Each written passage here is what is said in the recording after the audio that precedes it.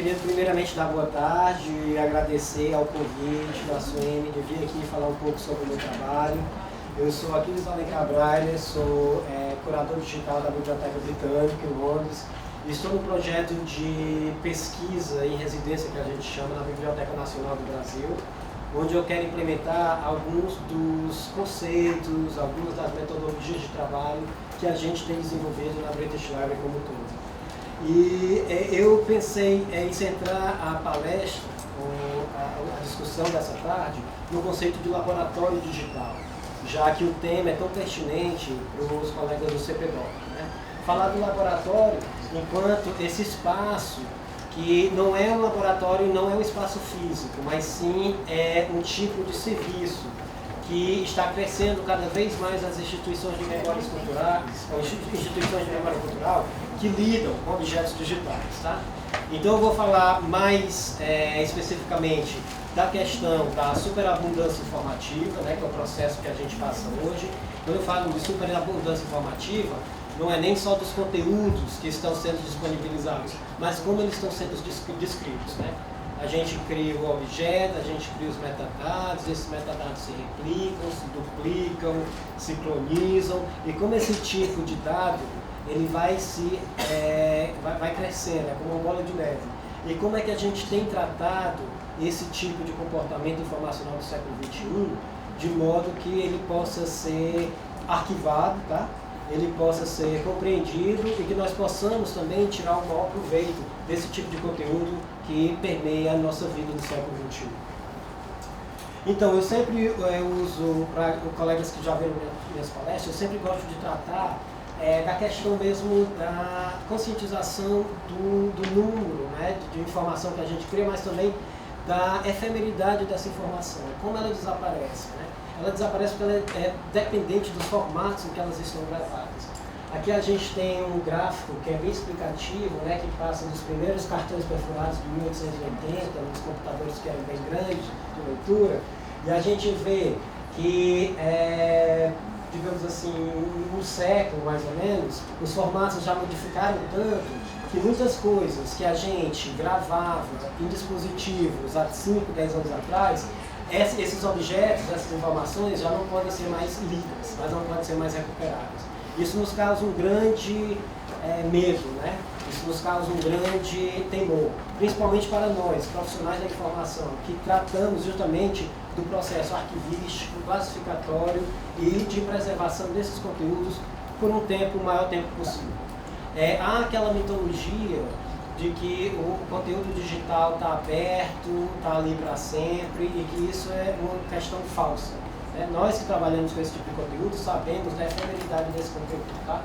Então eu sempre falo a questão da obsolescência dos formatos, né? São coisas que a gente está sempre prestando atenção, trabalhando com o colega de preservação para ter certeza de que determinados conteúdos, claro que nós não vamos poder arquivar tudo, a gente não vai poder colecionar tudo, mas a gente tem que ter uma ideia do que aí entra o escopo das coleções, o critério, né, da curadoria, o que é que eu estou arquivando, como eu vou arquivar, para quem e por quanto tempo. Tá? A questão da temporalidade, ela também é essencial, porque antes a gente tinha a missão, os bibliotecários e arquivistas, de guardar o material para a eternidade, né? A não ser que acontecesse algum tipo de acidente que esse material fosse destruído. A gente vê que o material digital hoje em dia ele é autodestrutivo, porque ele é interdependente de vários formatos ou várias maneiras, né, de uso, vários tipos de interdependências que a gente tem que ter em mente quando trata dele. Então tem a questão que eu falei da publicação informativa, né? Todo mundo acha que tudo está disponível a qualquer momento, a qualquer hora. Então essa é a visão, principalmente das gerações X e Y. Não sei se vocês estão acostumados com essa terminologia. São gerações mais jovens do que a minha, pelo menos, e que nasceram juntamente com a internet e que não concebem o mundo antes, né, dessa explosão informativa, tá? Dessa explosão informacional.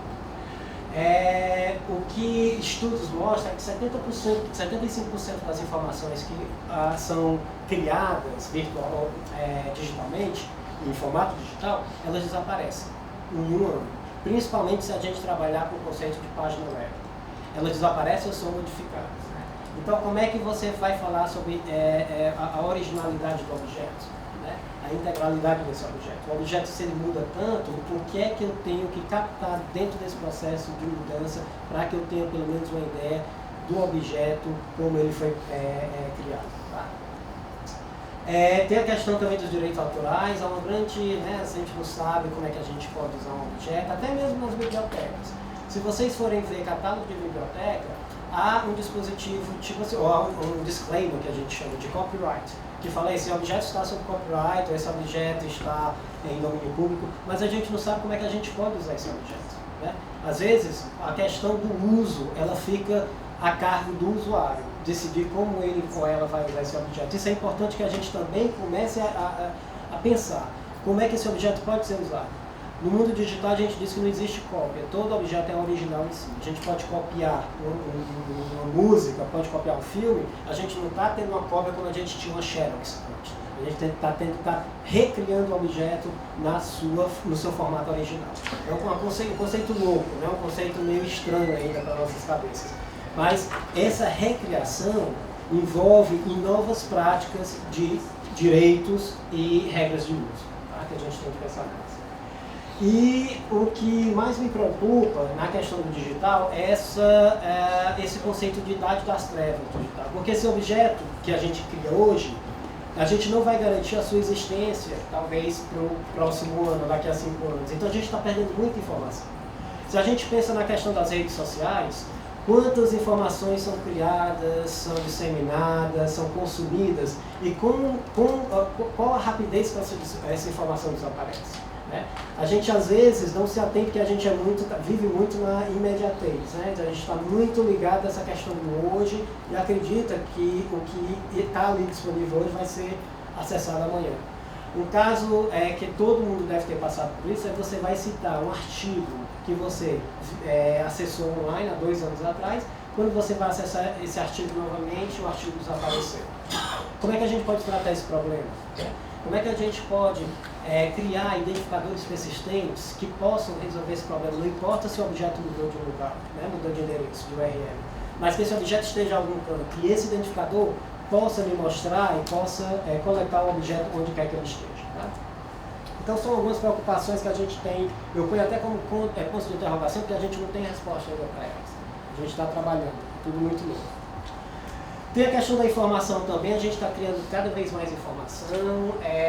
Só informação em Twitter e Facebook, você vê que diariamente são produzidos terabytes de informação.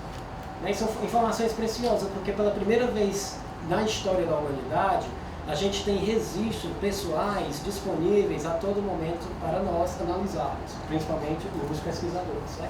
Esse tipo de comportamento não era possível antes, porque o que nós tínhamos antes, por exemplo, se você vai numa biblioteca, num arquivo, você tem uma coleção de um determinado personagem histórico. Você tem a coleção de um autor que publicou um livro. Mas você jamais trabalharia com os dados pessoais das pessoas que viveram aquela época. Vamos pegar um exemplo, a crise econômica no Brasil. Como é que as pessoas hoje, elas lidam com essa questão, a questão política, a questão da crise econômica? Como é que esse tipo de discurso ele é fomentado e ele circula nas redes? A gente já pode fazer essa captura.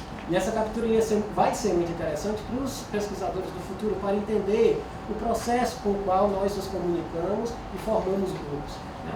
Então, se a gente não começar a capturar esse tipo de informação, o que vai acontecer é que a gente vai estar ainda atrelado às bases secundárias de informação, que são jornais, né? São os órgãos, como é que se diz, mais institucionalizados de reprodução da informação. E a gente, quando se fala da questão da previdência, que está sendo votada hoje, né, a gente vai ter a questão dos jornais somente disponíveis para a gente entender, mas a gente não vai ter a opinião dos diferentes grupos, como eles entendem esse processo, como eles respondem a essa questão. Né? Então isso daí é uma coisa que a gente tem que se atrelar também. O problema é que a gente está vivendo num mundo onde a informação ela cresce cada vez mais rápido. E o prognóstico de conteúdo informacional em formato digital para 2020 é de que nós vamos ter pelo menos, ou aproximadamente, 35 zettabytes de informações de dados digitais disponíveis. Eu fiz até aqui um gráfico E para vocês entenderem a dimensão dos zettabytes, se a gente fala em 1 GB, você pode guardar 960 minutos de uso, né, que é os nossos iPhones antigos, ou iPods. E quando a gente fala em zettabyte, um zettabyte pode gravar 2 bilhões de anos de música, ininterrupta. Tá? Então é uma dimensão imensa, né? Algo que a gente... Imagina como é que a gente vai classificar, escolher, arquivar esse volume informativo. É uma coisa realmente que nos petrifica. Então como é que a gente vive hoje? Qual é a nossa missão? Essa figura também eu gosto porque ela mostra, né, uma analogia de que a gente está vivendo esse mundo aqui. A gente vive em salas que estão caindo o tempo todo, né, estão em períodos, né, que isso daqui é a obsolescência do formato digital, e isso é como a gente arquiva as nossas informações. A informação está vindo de todo canto, mas você nunca encontra. Você sabe que ela está ali, mas a casa pode cair a qualquer momento. Então a gente vive nesse período de fragilidade, realmente, de não estar ainda totalmente consciente e não ter a solução para esse problema, e não estar consciente de como esse problema realmente vai nos afetar, está nos afetando hoje. Tá? Então nossa missão, a gente vai ter que selecionar, né? Vai ter que criar um programa de captura de informação. Não vai ser possível que nós possamos selecionar tudo o que há de informação em formato digital. Mas a gente pode criar escopos, né? Pode delimitar os escopos de coleção. A gente pode trabalhar em colaboração com outras instituições para a gente poder, então, definir tarefas. Tá? Muito importante. A gente tem que promover os acervos também entre diferentes tipos de usuários. É o que eu vou falar um pouco sobre disseminação do meu projeto na Fundação Biblioteca Nacional. Né? A gente espera, às vezes, que os nossos conteúdos, que o usuário saiba que existe um catálogo de uma biblioteca que esse usuário vai, com um toque de mágica, descobrir esse catálogo e descobrir os nossos acervos. Não, o usuário comum ele vai para o Google. E os objetos digitais, ou os metadados que nós temos nos nossos catálogos, muitos deles, quase nenhum, é indexado pelo Google. Então, o usuário pode estar perdendo aí uma fonte de informação, pode não, está perdendo uma fonte de informação riquíssima, que ele ou ela deixa de acessar por nossa culpa, porque nós não estamos dando a visibilidade suficiente dos nossos acervos fora dos nossos catálogos institucionais. Tá? Então é uma coisa que eu sempre critico. A gente investe muito nos catálogos, muito, né, na estruturação da informação, ou nos vocabulários controlados, sem ter em mente que aquele tipo de serviço ele não vai afetar todo mundo. Né? Ele vai se comunicar com um determinado tipo de usuário que já conhece o nosso sistema. Mas a gente quer uma coisa mais ampla. Então, nossa participação em projetos de pesquisa digital é importante também, falar com os pesquisadores em comunidade digital, saber o que é que eles precisam, saber como eles lidam com os dados e como a gente pode colaborar nesse tipo de pesquisa. E a questão das instituições como laboratório de novas ideias. Né? A gente tem que promover o acervo, não é algo morto. Né? Um acervo que não tem usuário, um acervo que não tem visibilidade, ele não vai ter função, ele não vai poder realmente ter a sua função realizada, fulfilled, porque ele vai perder, né, o seu objetivo. Então a gente tem que trabalhar como é que a gente começa a alertar as pessoas sobre as questões dos acervos, como é que a gente começa a fomentar ideias para que esses acervos sejam pesquisados da melhor maneira possível nesse ambiente digital. E também atuar como capacitação. Né? A gente tem que atuar, tem que formar novos usuários, no sentido de que eles têm que ter a ideia do que é que nós fazemos, mas também do que é que se pode ser feito com os acervos que nós disponibilizamos. Isso daqui é um resumo super geral da curadoria digital, antes de eu passar para a questão do laboratório, mas as duas coisas têm muito a ver, claro. Então, se eu tivesse de resumir em poucas palavras o meu trabalho como curador, eu traria, né, esses quatro pontos, que seriam facilitar o acesso remoto ao acervo. Né? Claro que a gente tem questões de copyright e tudo mais, mas o acesso remoto que eu falo é justamente da visibilidade, né, a esse acervo fora dos nossos catálogos, tá? Fora das paredes institucionais.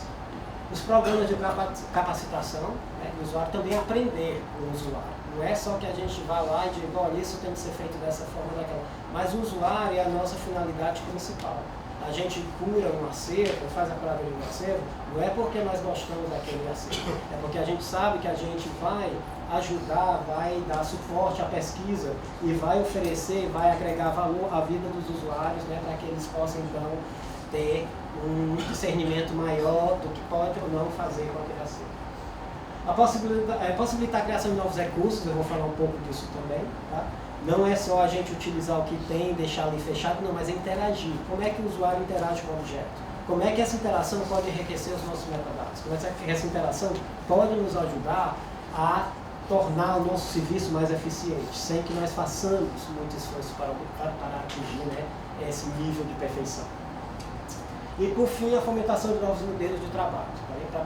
Vejam que eu estou trabalhando muito com a questão do pesquisador, porque a ideia de laboratório, ela já dá essa visão de um pesquisador que está lá com seu jaleco branco, né, e manipulando algumas substâncias, mas o que esse pesquisador está fazendo no laboratório, e isso para mim é a questão essencial, é uma experimentação. Quando a gente fala em laboratório, a gente está dizendo não é um campo de trabalho que a gente vai garantir que vai dar um certo sucesso ou retorno, não. A gente está investindo na experimentação, que é parte do procedimento científico. Daí é a minha escolha do termo pesquisador. Então vamos lá, laboratório. Então também, na questão do laboratório, em conexão com tudo que eu falei do trabalho do Curadoria Digital e da nossa missão enquanto instituição de memória cultural, é de oferecer esses 4 elementos, ou 5 no caso, né? Aprendizagem, tá? A gente tem que trabalhar com o usuário, ensiná-lo a como manipular, mas também aprender do usuário como o objeto deve ser tratado, o que é que o usuário quer desse objeto. A gente tem que promover o arquivamento e preservação. Tá? Eu vou dar exemplos de cada um desses pontos, com exemplos práticos da British Library. E facilitar a criação de novos elementos, novos objetos, e que esses objetos interajam com os objetos que nós já temos na instituição. Vou dar um exemplo disso também, que seria, no caso, você agregar metadados, enriquecer os seus metadados através do tagueamento, por exemplo. Né? Ter sistemas que possam viver, né, conjuntamente, sem conflito, sistemas descritivos, de vocabulários controlados, mas que você facilite, né, a descrição, que torne a descrição cada vez mais rica dos objetos. Isso é um modo de agregar valor às coleções que nós fazemos curadoria. E, principalmente, o laboratório deve oferecer esse espaço de experimentação. No inglês, há a palavra sandbox. Eu não sei se é o que é uma caixa de areia. Você é uma criança que vai na caixa de areia, se suja, aquele espaçozinho para fazer bagunça, né, confusão. Então a gente tem que ter um pouco, o laboratório não é algo que já está ali estabelecido e que você vai dar um experimento, põe um elemento X e já sabe que aquele elemento X vai passar por um processo e vai ser um elemento Y. Não. O objeto, porque a natureza do digital, como eu falei, é muito efêmera. E né, a questão dos formatos muda, as relações que a gente tem, a gente falava em a web 2.0, agora a web 3.0.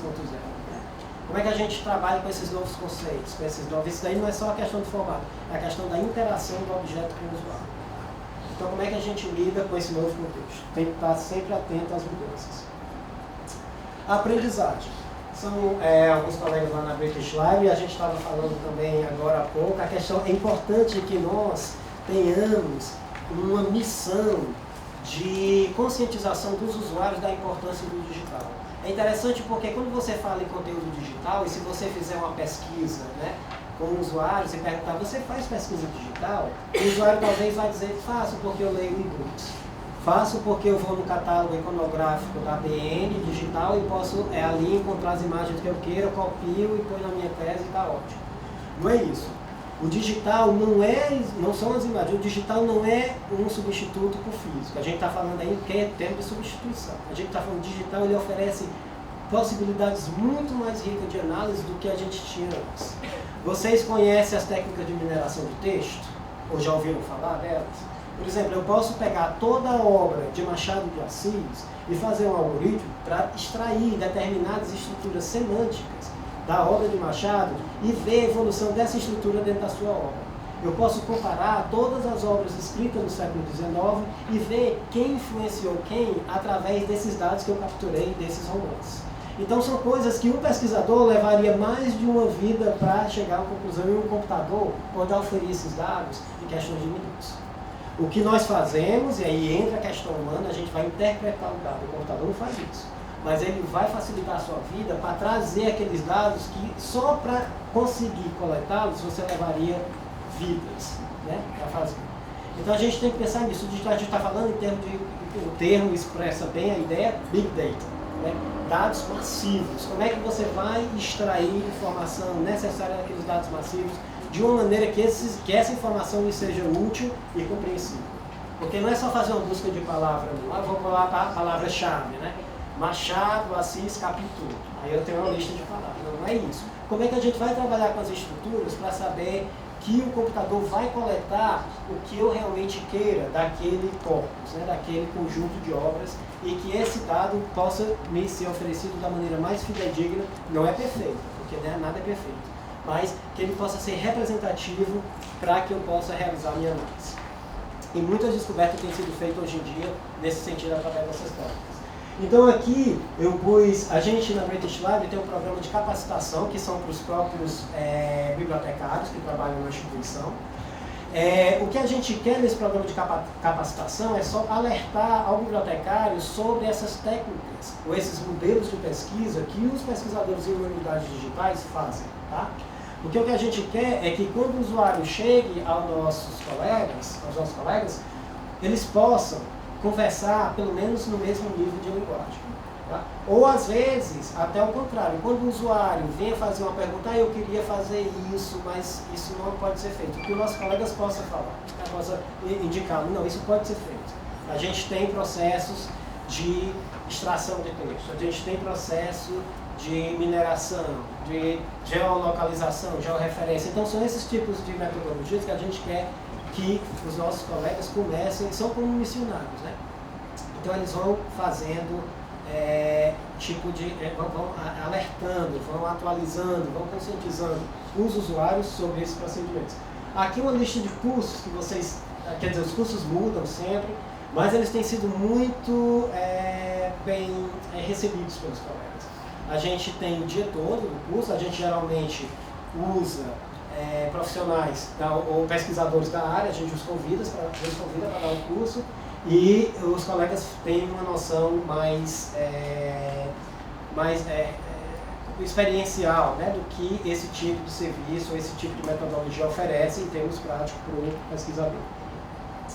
A gente tem um programa também, Conversas Digitais, que é mais ou menos esse mesmo programa, trazer gente de fora, não gente que trabalha em biblioteca, porque a gente também gosta de ouvir as ideias, as melhores ideias vêm das pessoas que estão fora do ambiente que nós, né, conhecemos, porque senão a gente vai ficar no diálogo de comadre. A gente usa até a expressão da Florence Sequinte, quando eu falo de literatura marginal. A gente está falando de um para o outro, mas as outras áreas, os outros grupos, eles ficam de fora, porque eles não entendem a nossa linguagem.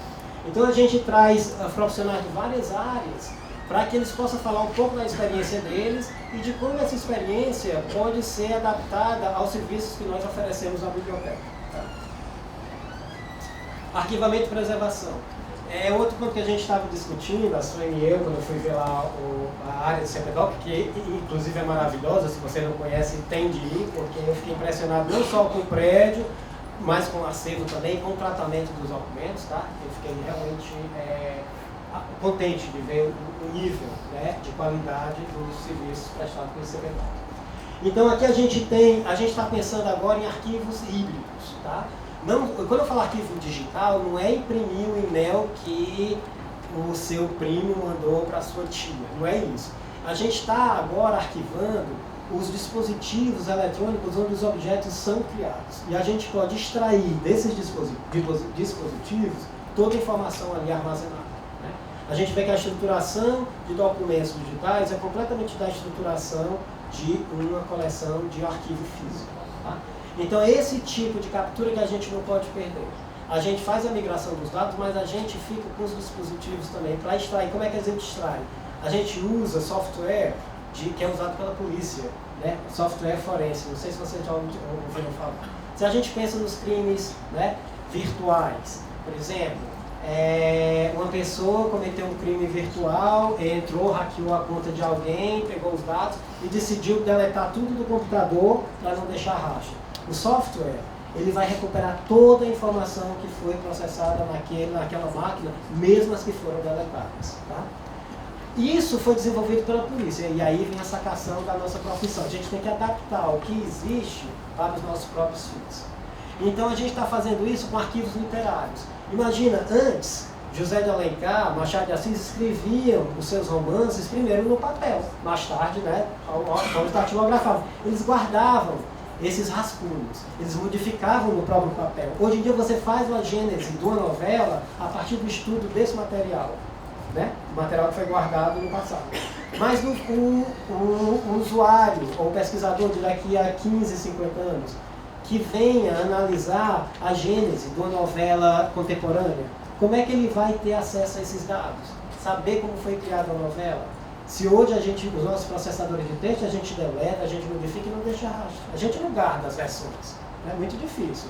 Eu não guardo as versões que eu escrevi. Estou escrevendo um texto, eu só mantenho a versão atualizada. Não sei se vocês fazem, mas eu não. Então não é uma prática comum. Então, para o pesquisador do futuro, se a gente pensar nesse sentido, como é que ele vai lidar com esse tipo de documento? Se ele não tem o rastreamento das mudanças do documento, a gênese das ideias, né? Como é que ele vai trabalhar? Então a gente trabalha nesse sentido. A gente guarda os dispositivos, as máquinas, recupera a informação, né? Agora a gente tem também a questão da preservação, porque muitos desses documentos estão gravados em formatos que não vão ser lidos daqui a 15 anos. Eu me lembro quando eu terminei meu doutorado, e não faz muito tempo, eu fiz meu doutorado em disquete, eu guardava os disquetes, né? Então eu, depois de algum tempo, fui publicar um livro, queria ter acesso à documentação que eu guardei nesse disquete, e eu notei que meus laptops, meus computadores não tinham mais entrada para disquete. Então eu fiquei contente quando encontrei aquela maquinazinha periférica que você acopla, né, no USB, que é o disquete, pus lá o disquete. E, para minha grande surpresa, eu não podia abrir o documento porque o meu sistema operacional não lia aquele tipo de Word. Era o mesmo Word, tá? Era o mesmo processador de texto, só que a versão muito mais desenvolvida não conseguia ler. Quer dizer, eu não conseguia recuperar o meu documento, tá? Então eu tive que ir na versão impressa e fazer uma cópia digital em PDF, fazer o OCR para transformar aquilo em digital de novo. Veja que loucura. Então esse tipo de coisa que a gente tem. Isso daqui é um arquivo do biólogo que inclusive era especialista em biosfera, trabalhava muito na Amazônia.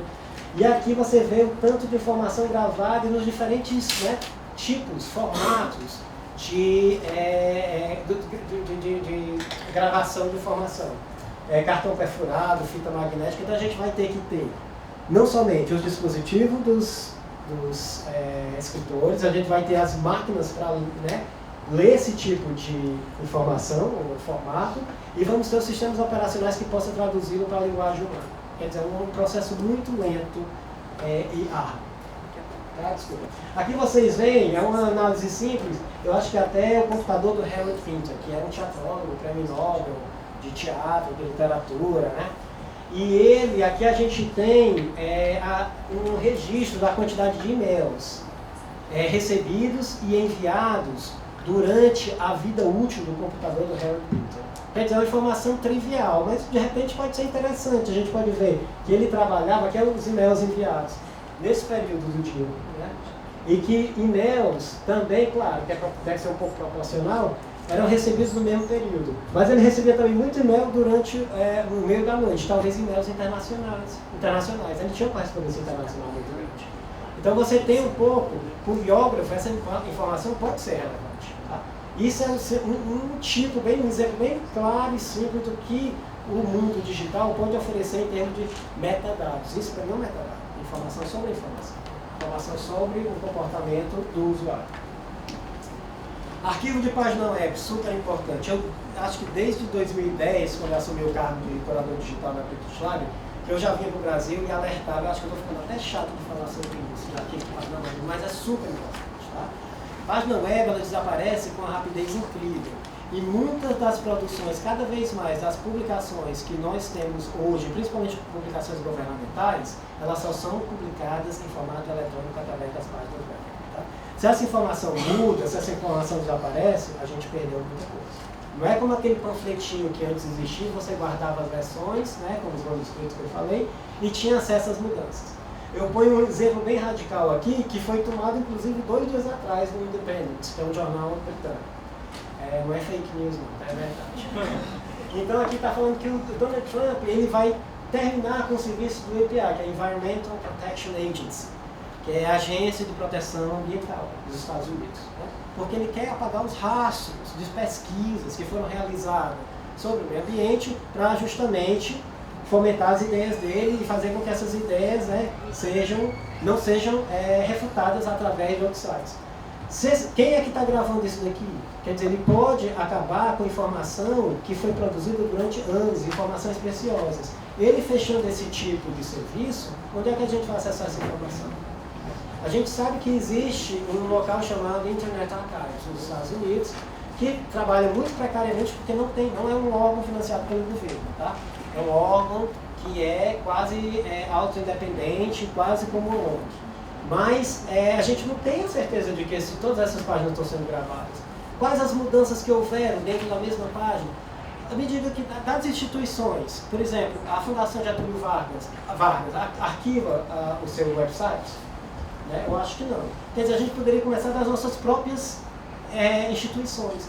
Existem, isso não é difícil, não é uma área impossível. Eu não vou nem mostrar, a gente tem um programa, o único local que tem um programa de arquivo de página web do domínio nacional, tá? Que é o .br.cl do Chile, né? É o Chile. O Chile tem uma legislação de retenção ou arquivamento dessas páginas, através da lei de depósito legal. Tá? A lei de depósito legal, tanto na Inglaterra como no Chile, ela estabelece que qualquer publicação, não importa o seu formato, que apareça num determinado país, no caso a gente pode saber pelo ponto e o final, né, da sigla do país, essa informação tem necessariamente que ser arquivada pela Biblioteca Nacional. Tá? Aqui no Brasil, a Biblioteca Nacional tem uma lei de depósito legal, mas eu não sei se a lei em si faz menção aos arquivos digitais. Isso eu não sei, então eu não posso falar no caso do Brasil.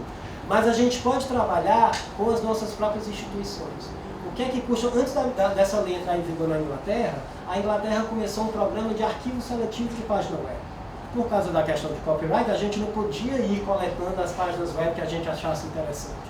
A gente contactava os donos dessas páginas web e tinha autorização formal de arquivamento de suas páginas.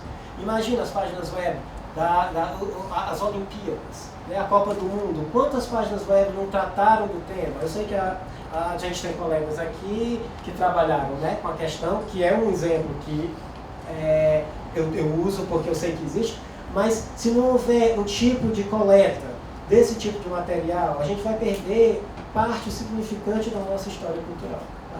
A gente vai deixar de lado para gerações, vai deixar a desejar para gerações futuras um material imprescindível para a pesquisa que pode ser coletado hoje. Então isso que a gente tem que ter em mente também. E eu acho que um laboratório digital poderia trabalhar nesse sentido, tá? De começar a arquivar pelo menos das suas próprias instituições, universidades, tá? A gente tem a crise da UERJ. Será que a UERJ não está lançando manifestos, professores? Tem algum tipo de registro desse tipo de material que está saindo hoje? Né? A pessoa que vai estudar a história da UERJ ou a história da crise no Rio de Janeiro vai ter esse tipo de documental para analisar. Se vocês estiverem mais interessados em arquivos de página web, isso é um assunto interessantíssimo, inclusive para quem faz TCC e tudo mais, dissertações de mestrado, doutorado. Existe o International Internet Preservation Consortium, que é um consórcio internacional, como diz o nome, que trabalha justamente com questões de arquivamento de página web, oferecendo inclusive software, dica de software aberto para a realização desse arquivamento. Políticas, modos de gestões, tem tudo explicitado nesse consórcio. Tá? É um consórcio muito robusto, com participação de vários países. Infelizmente o Brasil é um dos países que não fazem parte desse consórcio, mas instituições não precisam ser como é que se diz, uma parceria a nível nacional, pode ser institucional também. Tá?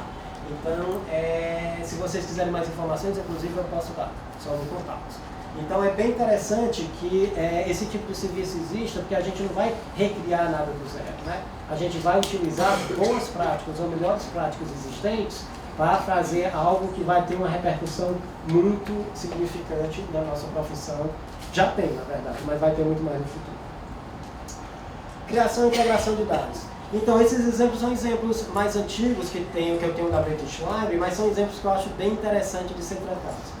A A gente usa na biblioteca, do programa que a gente tem é esse mapa de sons. Então a gente pede para usuários com seus celulares que baixem um aplicativo chamado Audioboom. Era Audioboom, mas mudou o nome, Audioboom. E que eles possam, esse aplicativo, você pede que seja registrado algum tipo de som. Por exemplo, num programa a gente pede para que as pessoas leiam o mesmo texto, para que a gente possa identificar dialetos, né, ou diferentes sotaques. Tá? No outro programa a gente pede que as pessoas gravem sons ambientais e que nos mandem. Né?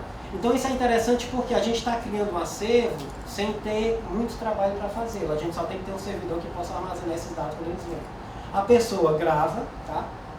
Os metadados ela pode adicionar.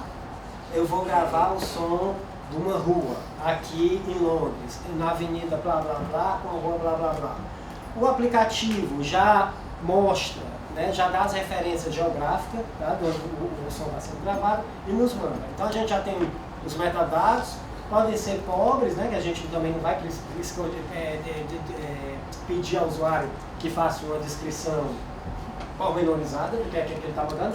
E esse som ele chega pra gente. A gente tem, por exemplo, claro que pode ter pessoas com má intenções que vai falar alguma coisa, tipo assim, palavrões, ou bravo, uma coisa que não está sendo realmente o que está sendo descrito. A gente tem algoritmos que podem identificar, claro que não é perfeito, mas tem esses algoritmos.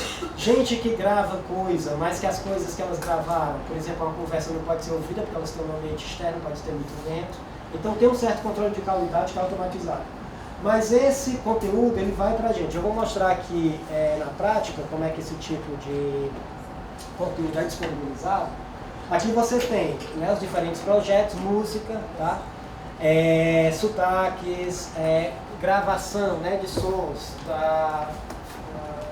de áreas, né, mais rurais ou selvagens. Deixa eu ver se eu tenho. E aqui a gente tem um mapa de onde esses sons são enviados. Então você pode clicar, você pode ouvir o som, etc. Por que isso é importante? Tudo bem que você pode dizer, mas a gente tem uma base de dados muito pequena para ser realmente interessante para pesquisador. Mas a gente pensa o seguinte, a gente sabe, por exemplo, na questão dos motores autocombustíveis, que eles vão desaparecer, ou pelo menos tendem a desaparecer, por motores movidos a bateria de lítio. O que é que tem aí? Esses motores a lítio não fazem barulho. Os motores de combustão automotivos, eles fazem o barulho da combustão. Combustão é explosão, né? Então, esse tipo de barulho, ele nos afeta sensorialmente. Então, a primeira sensação, a percepção que você ativa quando vai cruzar uma rua, não é a visão, é a audição. Você ouve o barulho do carro, você olha se o carro está vindo. No futuro, esse tipo de som vai desaparecer. Como é que nós vamos cruzar as ruas? Hoje em dia, quantos acidentes não há em bicicleta? Porque a gente não olha, vai andando, né? A bicicleta vem. Então, esse tipo, dizem os pesquisadores, que daqui a alguns séculos, talvez a nossa visão periférica seja mais aguçada. Porque já que a gente não está ouvindo esse som que nos alerta sobre o perigo, a nossa visão vai ter que compensar essa perda de audição. Então a gente quer gravar os sons, imagine se a gente tivesse os sons da época do Império aqui no Brasil. Como é que as pessoas, né, gritavam na rua, ou como é que elas falavam com as outras, qual o tipo de diálogo, qual o tipo de palavras que elas usavam. Ia ser muito interessante. A gente não tem, mas hoje em dia já se pode fazer esse registro. Então quem vai desenvolver um jogo virtual no futuro, ou mesmo um filme, tentando entender os sons de hoje, vai poder ir nesse repositório e capturar pelo menos parte. Não estou dizendo que vai capturar todos os sons do universo, mas vai ter aí uma boa amostragem para replicar esse tipo de percepção sensorial. Isso é coisa que o laboratório pode fazer também. A gente tem o departamento de história oral aqui, que eu acho que pode ser feito no sentido, claro, você em história oral, você pode pegar determinados personagens que você já conhece e pedir para que esses personagens gravem alguma história, alguma entrevista. Mas a gente pode fazer um sistema nesse sentido. Vamos pedir que as pessoas enviem dados sobre determinado tema, né? Sobre a questão, não sei, do calor no Rio, nesse ano específico, que foi muito quente, ou sobre a questão da corrupção. Então são vários tipos de métodos que a gente tem já de capturar esse tipo de dado que pode ser benéfico para o usuário, tanto agora quanto no futuro. Esse outro projeto que nós fizemos foi um projeto de catalogação através de crowdsourcing. Tá? Foi esse projeto, o que a gente faz, a gente tem vários ficheiros na biblioteca que ainda estão em formato físico, né? Que são aqueles ficheiros mais difíceis e que não foram migrados para o nosso catálogo eletrônico. Então, esse tipo de atividade, claro que é dispendioso, que gera, né, a gente tem que criar recursos para fazer esse tipo de migração. Imagina, pegar um catalogador que faça essa migração seria o ideal. Só que a gente não tem recurso. O que é que a gente faz? A gente criou essa plataforma LibCrowds, tá? Que adaptou, na verdade, que essa plataforma já existe, e ela favorece, o que ela faz, ela deixa ou favorece com que o usuário faça a transcrição dessas fichas que estão ainda em formato impresso ou manuscrito para adição no nosso catálogo eletrônico. Então aqui vocês veem, nós temos várias gavetas, digamos assim, né, com aquelas gavetas antigas com fichário, e a gente tem os tipos de catálogo. Você vê que são catálogos Urdu. Quem é que fala Urdu? É difícil você encontrar, né? E pegar um profissional que faça essa catalogação vai ser difícil. Mas a gente, ao disponibilizar esses catálogos, essas imagens, muitas pessoas que têm interesse na língua, elas fazem um trabalho para a gente, tá? Aqui deixa eu pegar o mais difícil, porque aqui, esse daqui é um catálogo que é todo... Ó, a gente dá um nível de completude, é isso? 39% dos fichários já foram, ou das fichas foram transcritas. E o que a gente pede, você tem que fazer o login. Claro, eu não fiz o login, não vou poder fazer o trabalho. Mas vocês veem aqui, olha aqui o nível da descrição. Né? São papéis que nem OCR dá para fazer. Você pode digitar, isso aqui é digitalizado, mas o nível de acerto do OCR aqui é muito baixo. Então não dá para você transcrever um OCR com o catálogo eletrônico. A gente pede que as pessoas preencham os espaços. Então você tem aqui, eu não vou poder fazer isso porque eu não estou logado, mas deixa eu fazer só mostrar aqui o exemplo. A gente tinha antes o fichário de catálogos chineses. A gente tinha mais de, acho que era 48 mil títulos. Esses 48 mil títulos foram transcritos e inseridos no nosso catálogo em 2 semanas. Um catalogador talvez levasse aproximadamente 1 ano para terminar esse serviço. Tá? O que é que você faz? Você mostra a ficha, você vê que a imagem é uma imagem pobre, né? Quase como uma Xerox. Né? Não dá para OCRizar, porque é datilografada, né? Não tem consistência, uma tipografia. E inclusive com caracteres escritos à mão, caracteres chineses. A gente pede que o usuário, primeiro, ele oferece a ficha aleatoriamente, você não escolhe, e a gente pede que os usuários preencham esses espaços, ou um deles. Quando o usuário preenche esses espaços, essa informação vai ser conferida com a base de dados do OCLC, né? Que é essa grande base de dados de catálogos de bibliotecas mundiais. A gente acha que esse livro vai estar pelo menos em uma biblioteca no mundo, a gente não vai ser só a única biblioteca. Então, ao usuário, dependendo dos dados que ele insira, ele vai ser... deixa eu ver se o dado já aparece aqui. Pronto, ele pôs, apareceu, isso aqui vem do OCLC.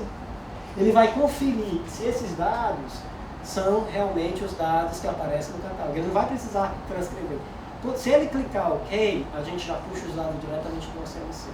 Vocês estão entendendo o processo? Então é um processo que o usuário não vai ter... O usuário às vezes nem sabe chinês, mas é o joguinho de descobrir, de fazer o matching, que vai nos ajudar a fazer um trabalho que nós sozinhos não podemos fazer.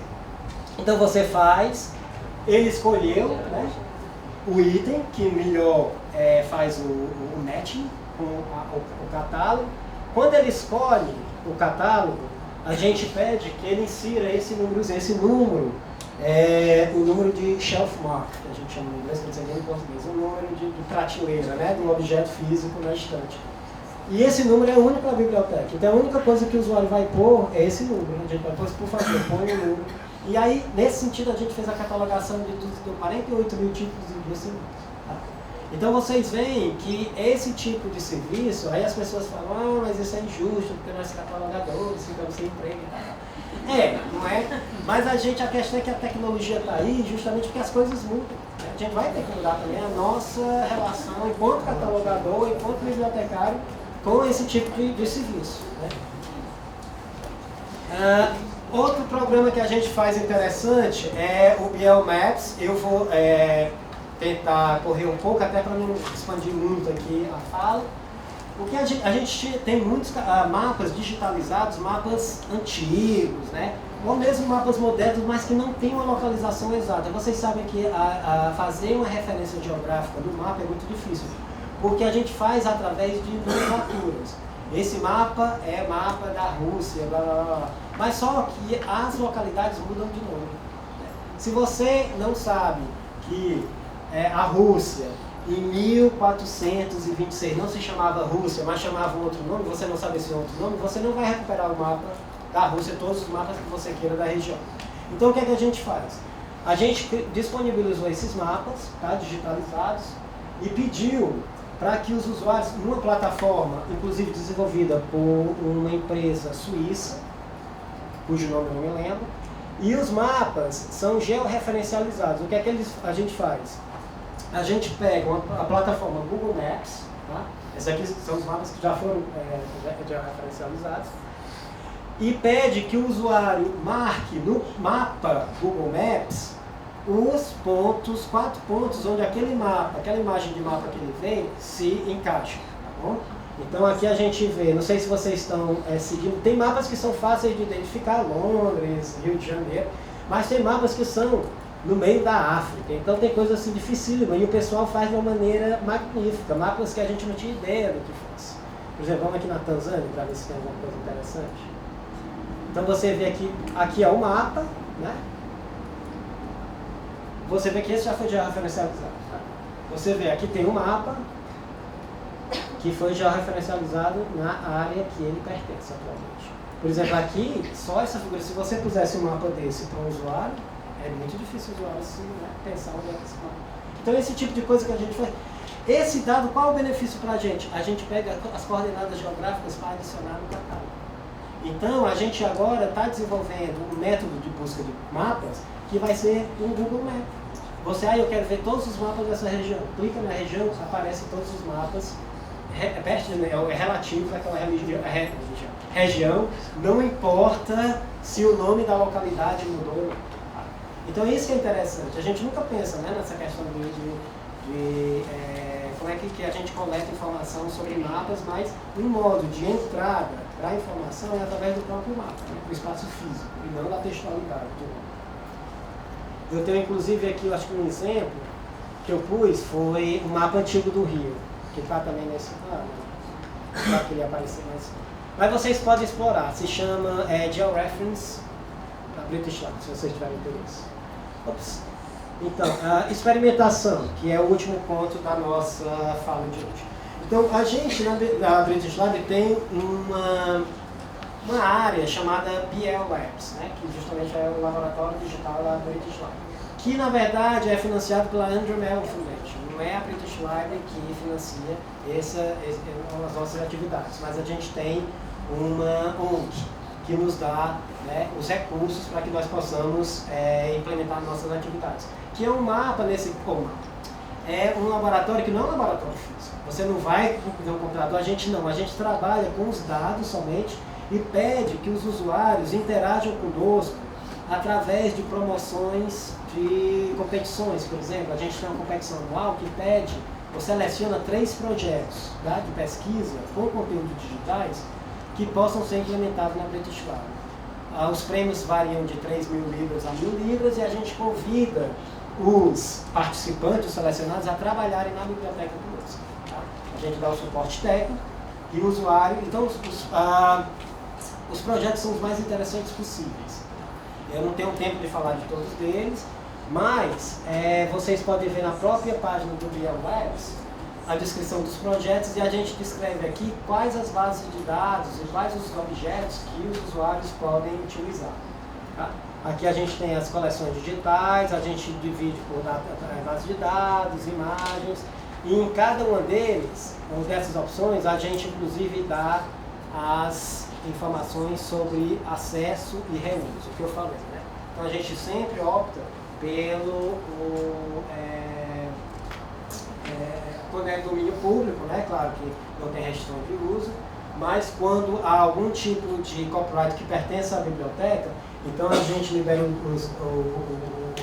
a base de dados ou as imagens através do Creative Commons, que é o tipo de standard que as bibliotecas estão usando de liberação de conteúdo eletrônico para uso e reuso pelos usuários. Não sei se vocês já ouviram falar do Creative Commons, que é super interessante. E tenta justamente responder a questão do direito de uso no mundo virtual.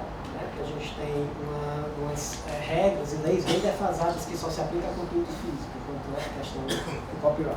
E o Creative Commons está com uma maneira muito mais interessante de trabalhar esse tipo de conteúdo. Então a gente trabalhou, aí eu vou entrar também um pouco na minha pesquisa no ABN. Um dos projetos que mais me interessou foi o curador mecânico, que também foi uma ideia lançada por um dos nossos usuários. A gente tinha uma coleção digitalizada de 78 mil livros, tá? Que foram digitalizados pela Microsoft, que queria concorrer na época com o Google Books. Eles decidiram não ir à frente com o projeto. Então eles tinham as imagens, mais de não sei quantos milhões de páginas, os metadados, né, inclusive a CR, decidiram deixar conosco e que nós fizéssemos o que quiséssemos com esse tipo de objeto.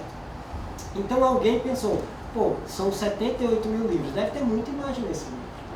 Vamos trabalhar então uma maneira de que essas imagens possam ser reconhecidas e extraídas dos livros para a gente criar um acervo iconográfico desses livros.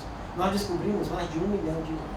Imagens que não tinham sido vistas antes, depois da publicação do livro, porque o livro nunca foi acessado, imagens belíssimas. Tá? E decidimos começar a liberar essas imagens cada dia, acho que eram 10 ou 15 imagens liberadas, foi um processo, um período longo. E no final, as imagens foram liberadas numa plataforma na Tumblr e na Flickr. Tá? Aí você vê, essas imagens eram liberadas de maneira aleatória. Então as imagens eram liberadas de maneira aleatória, vocês veem aqui, os usuários começaram a reagrupá-las. O que a gente queria era o seguinte, a gente não sabe o que são essas imagens, a gente só tem os metadados do catálogo, do título, do autor, mas ninguém sabia o que era a imagem, né, a que ela se referia, e os usuários começaram a trabalhar para a gente. Eles dividiram essas imagens em grupos, em álbuns, né?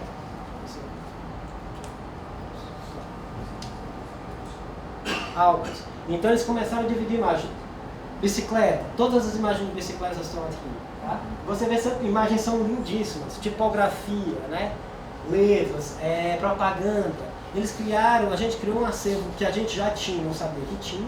Né? A gente criou esse acervo e os usuários fizeram a classificação desse acervo para a gente. Sem que nós utilizássemos nenhuma das nossas plataformas. Fica uma plataforma. Então, você vê aqui, são imagens, e os usuários estão usando essas imagens de todas as maneiras possíveis. Né? Educação, trabalho inclusive com pessoas com demência, essas coisas. Tá? Então você vê como as imagens são, né? Para quem trabalha com tatuagem, muita gente já escreveu pra gente, cara, que interessante, eu nunca tinha visto essa imagem na minha vida. São imagens que já existiam na coleção, mas não existiam, que eram invisibilizadas. Né? Se a gente pusesse essa coleção no nosso catálogo somente, essas imagens não iam ser descobertas através do Google. O Flickr, ele é indexado pelo Google. Então, quando você põe no Google Images e você faz uma descrição que tem alguma referência aos metadados criados pelos usuários, o tagueamento, essas imagens vão aparecer no Google. Então, a gente teve um número, quando você clica, se você quiser, você clica na imagem, né? Você vê, esses são os tagueamentos criados pelos usuários, tá? E você pode ver o livro também, né?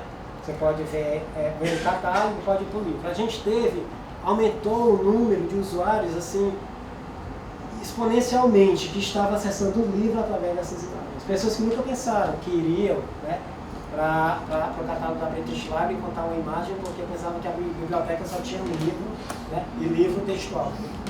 Então você pode baixar o livro e tudo mais. Então é uma ideia interessante, porque ela se como é que se diz? É algo orgânico, que cresce, né? A gente só disponibilizou as imagens, os usuários começaram a fazer o tagueamento, começaram a dividir as imagens em grupos e criaram uma página no Wikimedia que eles fazem uma indexação de todos os livros com o número de imagens, tá? Aqui você vê. Isso é tudo feito pelo usuário. Eles fazem, você pode procurar as imagens através do index sinóptico, que seria mais por localização geográfica, tá? Por exemplo, Brasil, então isso é tudo feito pelos usuários. A gente não tinha esse tipo de dado no catálogo. Eram livros de viagens, mas a gente só tinha um título. Às vezes não tem cabeçado de assuntos no nosso catálogo. Então você vê aqui, você tem o livro, né, o título, você tem o número de imagens, né, o número de plates, que seriam litogravuras, e aqui os mapas. Você pode georreferencializar. Se o livro tiver mapa, você pode ir lá, clicar no mapa, e o mapa já aparece no nosso georreferenciador. Então você pode georreferencializar um mapa que estava no livro e que não fazia parte oficialmente da nossa coleção. A gente só pegava os mapas soltos. Né? Então imagina o quanto aumenta, a gente não está implementando recurso nenhum, a gente está criando coleções maravilhosas, está ajudando o usuário, né, com coisas incríveis, sem fazer muito esforço. Então isso é o laboratório, isso é a ideia, de trabalhar com o que existe, né, fazer um pouco de gambiarra. Já está aqui, vamos então pegar isso daqui, ver se isso funciona nisso e ver como é que a coisa se desmancha. Então, o meu projeto na Biblioteca Nacional é justamente fazer esse tipo de reconhecimento de imagem. Não sei se vocês tiveram a oportunidade de analisar o portal da BN Digital. É um portal maravilhoso, com uma coleção maravilhosa. Só que ele também é um portal, como todo portal de acesso a conteúdo digital, aberto. As imagens não estão definidas enquanto uma descrição mais detalhada. Eu quero ver uma mulher do século XIX vestida em gala, com chapéu e com uma máscara. Não. Né? Esse nível de detalhamento não existe. Então, a minha ideia seria trabalhar primeiramente com as imagens existentes, não vou digitalizar nada, tá? E fazer com que essas imagens sejam disponibilizadas numa plataforma aberta como o Flickr e que sejam tagueadas. E que a gente possa recuperar esses dados e adicioná-los ao catálogo. Tá? Então a gente teria, numa primeira fase, o reconhecimento da imagem, a publicação e depois o retorno dos metadados. Um outro problema que eu descobri também analisando o site da ABN, e o site é maravilhoso.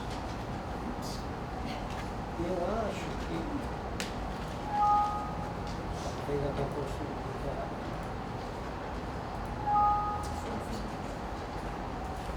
eu acho que abrindo eu vou depois mostrar. É uma página sobre a escravidão no Brasil super bem curada, com um trabalho incrível de texto. Só que quando você vai nas partes de galeria de imagem, as imagens não estão lá. Talvez porque elas tenham mudado de endereço e elas não podem ser mais recuperadas, porque a imagem ela não está colada na página. Né? Você tem ali uma âncora que vai levar as imagens a desaparecerem. Então, o meu projeto visa também recuperar essas imagens que desapareceram do portal ou dessa página, para que elas possam ser recuperadas e com agora um identificador permanente para elas. Não importa se elas mudaram de endereço, mas ela vai estar sempre linkada com a página em si. Tá? Deixa eu ver aqui só. Então essa é uma das imagens. Então eu estou trabalhando com um acervo específico, que é o acervo brasileiro afrodigital. Eu quero trabalhar com todas as imagens existentes na BN Digital que tragam elementos de cultura afro-brasileira, cultura e história afro-brasileira. Mas eu quero fazer um reconhecimento, lançar nas mídias, né? Flickr, Wikimedia também, porque essas imagens vão ser utilizadas para ilustrar os artigos, tá?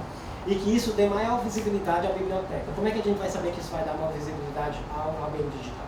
A BN Digital tem um número de visitas diário de 140 mil cliques, visitas. Não é de pessoas, que uma pessoa pode visitar, né, no mesmo dia 5 vezes a página ou assim. Mas a gente vai ter, depois desse trabalho, eu quero ver se a gente aumenta o número de visitantes. Né?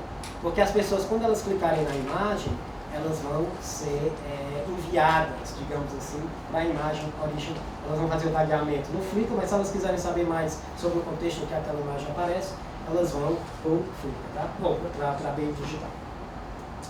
Então aqui, o que eu queria fazer na verdade, quer dizer, as imagens, uma acervo iconográfico é bem fácil de você localizar. Você vai lá, faz uma busca, ou algumas buscas facetadas e recolhe essas imagens. Mas o que eu queria fazer era mais ou menos o que nós fizemos com os livros digitalizados.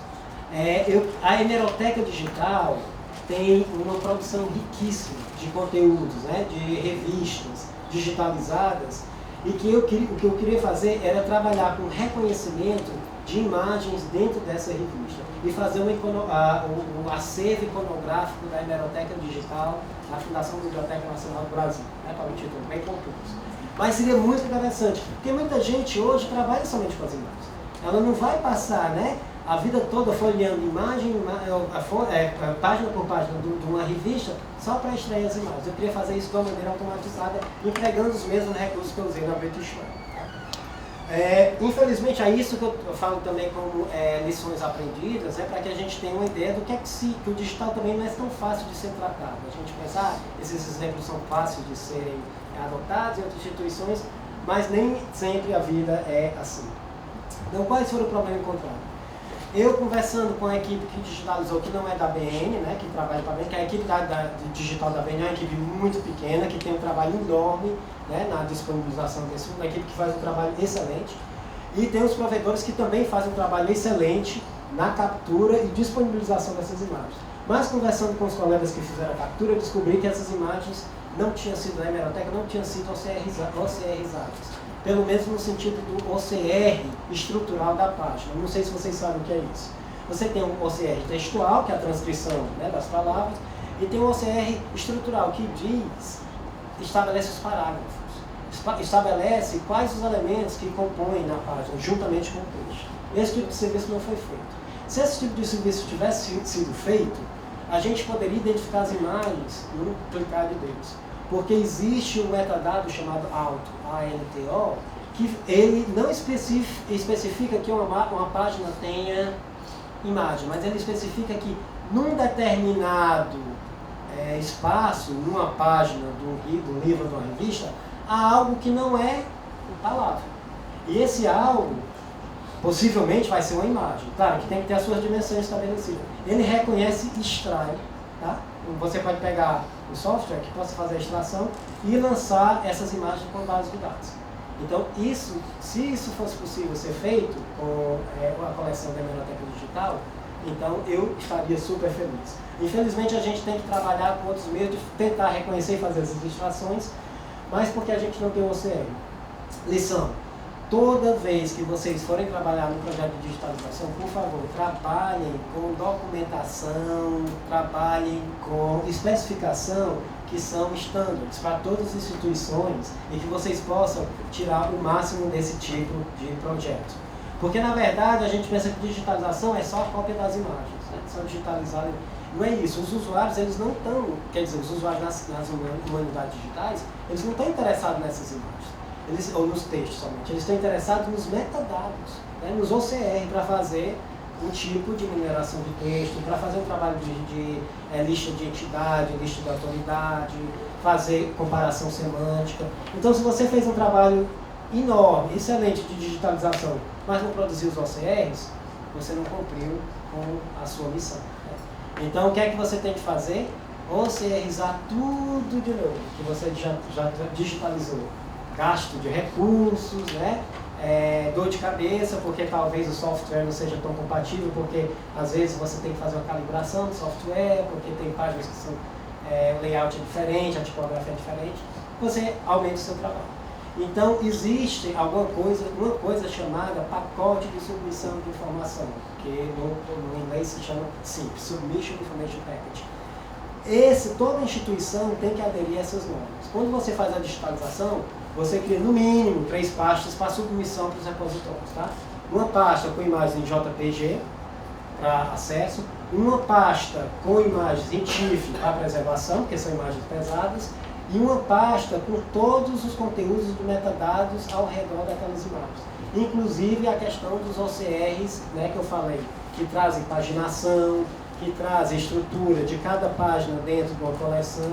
Isso é importantíssimo, tá? Porque é esse tipo de produto que os usuários vão querer. E esse tipo de produto que o mundo físico não nos oferece, só o digital. Tá? Então é isso que é importante a gente estar ligado. Então eu tenho, felizmente, e o programa que eu estou envolvendo é um programa maravilhoso também, que se chama Pesquisador em Residência, tá? Da Biblioteca Nacional. Eu tenho tido um apoio incrível dos colegas de lá, os colegas são realmente maravilhosos, estão entusiasmados, a gente está fazendo um trabalho excelente, mas eu não poderia sobreviver sem um bolsista que trabalha comigo, que é o Alexandre Pereira, que vinha hoje, mas infelizmente não pôde vir, que ele faz curso, está terminando o curso de Ciências Sociais no UFRJ. Então, o legal também do meu projeto não é nem porque eu vá desenvolver um livro no final do programa sobre curadoria digital, que já estou fazendo a propaganda para vocês encontrarem, claro. Não é porque eu vou implementar um projeto que eu acho que vai ser interessante, porque eu quero que essas imagens elas possam ser usadas por pessoas que nunca pensaram em ir para a Biblioteca Nacional, para encontrar imagens, crianças, educadores, grupos de conscientização, tá? Tudo que você, todos os tipos de usuários que você pense, esse usuário não é um usuário que está perfilado como usuário da Biblioteca Nacional, eu quero atrair, né? Os usuários para que eles possam usar do patrimônio que pertence a eles, mas que eles não descobriram porque não tiveram informação de onde esse patrimônio está, ou às vezes nem sabem que o patrimônio existe. Então, é esse o meu objetivo. Então, o Alexandre tem feito esse trabalho comigo também. Às vezes a gente está fazendo uma busca quase manual, né, da iconografia, né, fazendo busca facetada. Já tem uma lista de imagens ao redor de, acho que 1.200 a 1.500, e a gente vai trabalhar com esse sample. Né? Vamos começar a disseminar as imagens, vamos ver como é que o público reage, como é que essas imagens são utilizadas, né? E quais os benefícios que esse tipo de serviço possa trazer para a Biblioteca Nacional. Tenho falado também com a minha colega Angela Bittencourt, que também está muito interessada, ela é coordenadora da área de digitalização, né, ou de conteúdos digitais da Biblioteca Nacional. E a Angela, a gente está trabalhando também com outros tipos de acervo. Existe esse acervo, que é um acervo interessantíssimo, que é o Alexandre Rodrigues Ferreira, né, que a Madá também conhece. Esse acervo, ele, na ficha catalográfica, se vocês forem vê-lo, é um acervo maravilhoso. Muitas imagens têm sim entradas sobre do que é que se trata a imagem. Só que há um número, acho que são 250 imagens ou páginas que vêm com esse tipo de título. Flora brasileira sem identificação. A gente quer disponibilizar essas imagens numa plataforma maravilhosa chamada Zooniverse, que eu vou mostrar aqui para vocês, que é uma plataforma de crowdsourcing, e ver se os usuários começam a identificar essas imagens. Para que a gente possa, através do trabalho dos crowds, do usuário, que a gente possa adicionar mais elementos descritivos à ficha catalográfica desse objeto. Se eu estiver procurando por uma papoula, eu vou recuperar imagens que estão bem descritas. Mas tem muita imagem que possa estar aqui referente ao que eu busco e que eu não vou recuperar porque a descrição ela vem, né, flora brasileira. É uma descrição não tem muito uso, né, usabilidade para os nossos usuários. Então aqui a plataforma Zooniverse, vocês veem que tudo isso são trabalhos que a gente faz num espaço que a gente chama laboratório. Embora não exista um departamento de laboratório digital na Fundação Biblioteca Nacional. Mas a gente está implementando de uma maneira tácita e de uma maneira discreta esse laboratório com essas atividades que a gente faz de disseminação e enriquecimento dos nossos metadados. Então aqui é o Zooniverse, se vocês não conhecerem, é uma das plataformas que eu mais uso, tá, para os meus trabalhos, digamos assim. E aqui ele explica, esse aqui é um tipo de projeto que é similar ao que eu quero fazer. Então aqui ele fala, pede que as pessoas reconheçam, vamos ver aqui, pronto. Aqui é uma página do livro, então você vê, ele quer saber se essa página tem ilustração ou não, que eu poderia fazer também com a hemeroteca, né? Com várias páginas que as pessoas começassem a escrever. Você diz tem, aí você diz o que é ilustração, digamos que seja um desenho, então você vai criando os metadados, tá, dessa página. E aí, depende também do projeto, você pode estruturar, ela é bem maleável essa plataforma. Você pode estruturar de acordo com o que você queira. Há muitos documentos textuais para transcrição. Né? Há documentos que já existe a transcrição, mas a gente não sabe do que é que aquele assunto trata. Então tem uma biblioteca no Reino Unido, em Londres, que é uma biblioteca sobre medicina. Então a gente tem os cadernos de anotações, né, dos médicos durante, não sei, entre 1400 a 1800. Então tem muitos casos relatados lá sobre doenças. Então geralmente os casos são relatados sem uma uniformidade. A gente pede aos usuários que recolham naquele texto partes específicas, por exemplo, causa da doença, diagnóstico e tratamento de fato. Então os usuários vão lá no texto, só fazem copiar e colar. Então eles já classificam o tipo de informação sem que nós tenhamos que fazer isso. Então, para encerrar a minha fala, quer dizer, eu vou deixar, isso aqui seria mais ou menos o que um laboratório digital é para mim. Tá? A questão de trabalho com inovação, integração, né, acervos, usuários, e extensão dos nossos serviços, né, extensão do que a gente possa fazer. E o conteúdo digital sempre no centro. E aqui são os tipos de modelos ou tipos de caminhos que a gente tenta rastrear para fazer com que esse círculo fique em perpétuo movimento. Você vê que eu ponho aqui umas setas para dizer que isso não é um processo estático, é um processo que envolve mudanças, um processo que envolve transformações. Tá? E para terminar, eu queria agradecer novamente a presença. Os slides estão disponíveis no SlideShare, tá? Não precisa anotar, tem todos lá. Se você, desculpa aqui, mas se vocês forem no SlideShare e pôr Aquiles Brainer, vocês vão ver não somente o slide dessa palestra, que vai ser o primeiro, mas todas as outras palestras que eu tenho lá por aí. E se vocês quiserem essa daqui, vai ser FGV 26 de abril de 2017. Como eu falei, eu estou disposto, não sei se nós temos tempo para pergunta ou não. Eu vou estar no Brasil oficialmente até janeiro, tá? Próximo ano. E tenho trabalhado com colegas da FGV também, no sentido de trocar ideias, né, ver o que é que a gente pode fazer junto.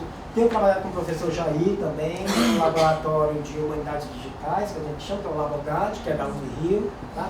Então esse tipo de conversa, esse tipo de troca de ideias que para mim é importante. Eu vim aqui falar do que eu faço, é legal, porque né, eu tenho esse prazer de mostrar que as atividades que nós fazemos, às vezes são coisas simples que a gente pode transformar o mundo. Mas o meu interesse maior é saber o que vocês têm feito. E eu vejo que tem feito muito. Tá? Eu vejo os colegas da Biblioteca Nacional, eu vejo os colegas da Fundação Casa do Rio Barbosa, que fez um trabalho lindíssimo também com os acervos digitais.